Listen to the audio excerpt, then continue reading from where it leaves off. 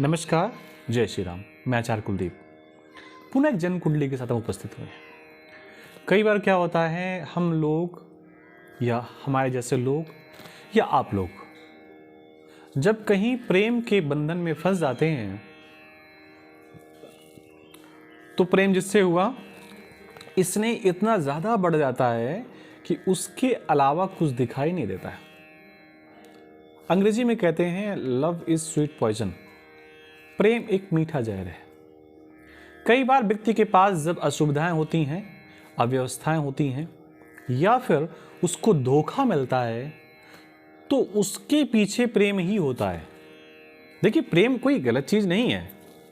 इसने किसी से जुड़ना, किसी से मिलना, किसी से बात करना, किसी के साथ बैठ करके आपको जो सुकून मिलता है, ये कोई दुराव नहीं है। लेकिन वहीं पर कई बार गलतियां हो जाती हैं। प्रेम ऑफिस तक, मोबाइल तक और कई जगह तो सीमित रहता है। वो प्रेम हो या व्यवहार हो या कुछ हो, लेकिन जब उस प्रेम को सनातनी संस्कृति के माध्यम से आप आगे ले जाना चाहते हैं, आगे बढ़ना चाहते हैं, विवाह करना चाहते हैं, तो वहां पर ज्योतिषी सलाह, आचार्य की सलाह, वेदज्ञ की सलाह बहुत आवश्यक होती है, बहुत ज्यादा। आप किसी के साथ ऑफिस में रहे, आप मेंटली अटैच हो गए, जुड़ गए, आप किसी के साथ विदेश चले गए, वहां पे जॉब कर रहे हैं, मालूम पड़ा वो भी इंडिया का है, आप भी इंडिया के हैं, रिलेशन हो गया, आप अच्छे से रह रहे हैं, फिर आपके मन में विचार आया कि चलो अब इस दोस्ती को रिश्तेदारी में परिवर्तित कर लिया जाए, इस जो रिलेशन है इसको 7 फेरों के बंधन में परिवर्तित कर लिया जाए, बांध लिया जाए। और हम तो एक दूसरे को बहुत अच्छे से जानते हैं, बहुत पहचानते हैं। एक दूसरे के प्रति हमारी जितनी अंडरस्टैंडिंग है वो तो किसी और के साथ जीवन में हो ही नहीं सकती। फिर नंबर आता है कुंडली मैचिंग का। तो मोबाइल उठाया, डेट ऑफ बर्थ डाली, कुंडली मैचिंग कर ली। मालूम पड़ा उसमें 15 गुण आ रहे हैं, तो उसमें नीचे लिखा रहता है कि 18 गुण से कम हो तो विवाह नहीं करना चाहिए। 15 आ रहे मने भाव, अरे कोई बात नहीं, हम तो एक दूसरे को जानते हैं, कोई समस्या ही नहीं है, हमारा तो जीवन बहुत अच्छा चलेगा। किसी पंडित के पास, किसी वेदज्ञ के पास जाने का आवश्यकता नहीं है। और वहीं पर गलती हो जाती है। एक आपसे निवेदन है कि आपने अगर चैनल को सब्सक्राइब नहीं किया, इसको कर लीजिए, फिर हम इस कुंडली पर डिस्कस करते हैं। देखिए, एक जातिका की कुंडली हमारे पास आई। इस समय आप सिंगापुर पे हैं अपने हस्बैंड के साथ, लेकिन केवल हैं शारीरिक रूप से, मानसिक रूप से बहुत अव्यवस्थित हैं और बहुत ज्यादा अव्यवस्थित हैं। अगर आपको एक बात कहूंगा तो हो सकता है विश्वास ना हो। हमसे बात हुई, बात के बाद रिश्ता बचा हुआ है, उसमें हमारा कोई विशेष योगदान नहीं है, लेकिन कुछ बात हुई तो रिश्ता बचा हुआ है। अदरवाइज जब से बात हुई थी तो 2 महीने के अंदर ही रिश्ता खराब होना था, सब कुछ गड़बड़ होना था। लेकिन ईश्वर की कृपा, ईश्वर की ऐसी कृपा है कि जिससे बात हो जाती है तो कई बार ज़्यादातर स्थितियों में उसके साथ उसको लाभ मिलता है। 8 जनवरी 1986 का जन्म है, 2:05 PM दोपहर का मेरठ का जन्म है। फीमेल जातिका की कुंडली है। लग्नेश जो शुक्र हैं वो अष्टम भाव पर चले गए, बुध और सूर्य के साथ, जिनको वो अपना मित्र नहीं मानते। शत्रु के पास चले गए, अष्टम भाव पे गुरु के राशि पर चले गए। और उसके बाद लग्नेश तो यहां पर है, हम सप्तमेश की बात करें तो सप्तमेश जातिका की कुंडली का मंगल है। अगर वैसे भी गौर करें तो मंगल लड़की की कुंडली के लिए उसका पति होता है, यहां पर ऑलरेडी है भी। सप्तमेश जातिका के लिए उसका पति है और वो मंगल जाकर के 6वें भाव पर बैठ गया है। 7वें और 6वें भाव का जब भी किसी जन्म कुंडली पर रिलेशन होता है तो लंबे समय तक वो साथ नहीं रह पाते।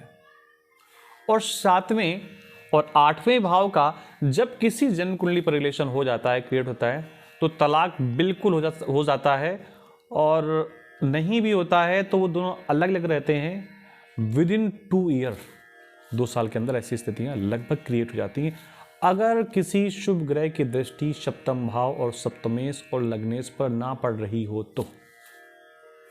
देखिए, मंगल केतु के साथ बैठा है। केतु के पास तो जीवन है ही नहीं, बुद्धि है ही नहीं, सर मुख नाक कान कुछ है नहीं। उसके पास तो ऐसा हिस्सा है जिस हिस्से के साथ जीवन जिया नहीं जा सकता।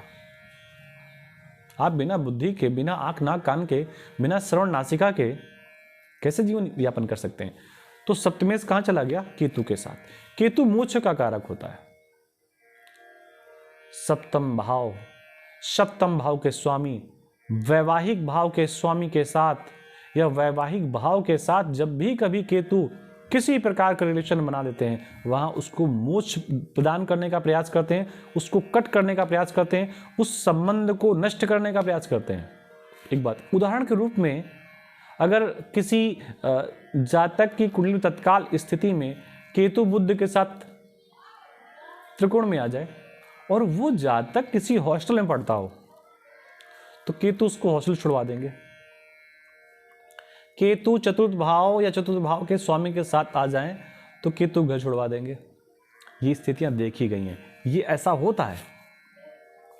केतु का जैसे ही मंगल के साथ संबंध बना और गोचर पर भी आया, विवाह के बाद रिश्ते टूटने वाली स्थितियां क्रिएट होने लगी। अगर हम सप्तम भाव की बात करें, सप्तम भाव में शनि महाराज बैठे हुए हैं। शनि महाराज जहां बैठते हैं उस भाव को सुंदर बनाने का प्रयास करते हैं, साफ सुथरा बनाने का प्रयास करते हैं, अच्छा बनाने का प्रयास करते हैं। और गुरु महाराज जिस भाव पर बैठते हैं उसको बिगाड़ने का प्रयास करते हैं। यहाँ पर शनि महाराज इस भाव को अच्छा बनाने का प्रयास कर रहे हैं। अगर शनि की जगह केवल चंद्रमा बैठे होते तो भी इस भाव को अच्छा बनाने का प्रयास करते, या केवल शनि बैठा होता तो भी अच्छा बनाने का प्रयास करता। शहद चाटो तो शरीर को लाभ मिलेगा, घी का सेवन करो तो भी शरीर को लाभ मिलेगा, लेकिन दोनों को एक साथ सेवन करो तो प्राण निकल जाएंगे, विष बन जाता है।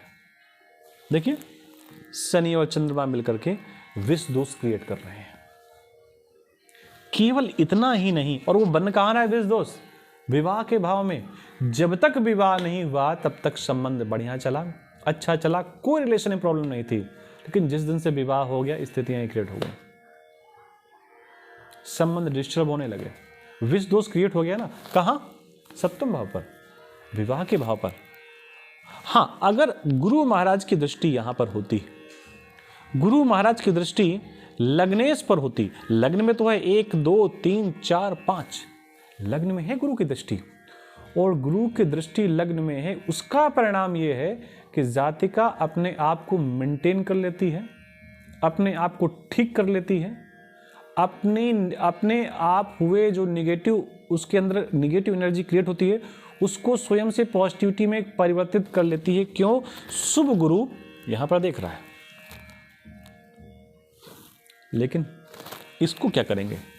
यहां पर तो गुरु की दृष्टि भी नहीं है, गुरु की दृष्टि तो केवल इस भाव तक आ रही है। अच्छा, एक बात और भी है, गुरु की दृष्टि पंचम भाव पर आई और पंचम भाव को केवल गुरु देख रहा है, गुरु पुरुष ग्रह है, तो विवाह के बाद एक पुत्र संतति का इनको लाभ मिला। सप्तम भाव की स्थिति देखें, एक तरफ मंगल बैठा हुआ है, एक तरफ सूर्य बैठा हुआ है। सप्तम भाव ऑलरेडी पाप कर्तरी पर है। पाप कर्तरी का मतलब कैंची के भाव में, ऐसे समझिए कि जब भी कोई वस्तु कैंची के अंदर आ जाती है तो उसका परिणाम कटना ही होता है। यहां पर एक कैंची बन रही, एक तरफ इधर एक तरफ इधर, सप्तम भाव पाप कर्तरी भी आ गया। तो फिलहाल इस जातिका का वैवाहिक जीवन अव्यवस्थित है। गलती क्या हुई? गलती ये हुई कि विवाह के समय कुंडली मैचिंग नहीं हुई, और अब विवाह के बाद कुंडली मैचिंग हो रही है। तो अब तो देर हो गई, अब कुछ कर नहीं सकते। कुछ हमने इनको पूजन पाठ उपाय बताया है, उसका परिणाम ये है कि अब लगभग चीज़ें ठीक हैं। गड़बड़ तो फिर भी होती रहती हैं, लेकिन चूंकि जातिका की कुंडली में लग्न भाव को बृहस्पति देख रहे हैं, उसका परिणाम ये है कि नकारात्मक चीज़ें होने के बावजूद भी ये जातिका अपने आप को पॉजिटिव कर लेती, सकारात्मक कर लेती है। और अब रिलेशन ईश्वर की कृपा से अच्छा चल रहा है।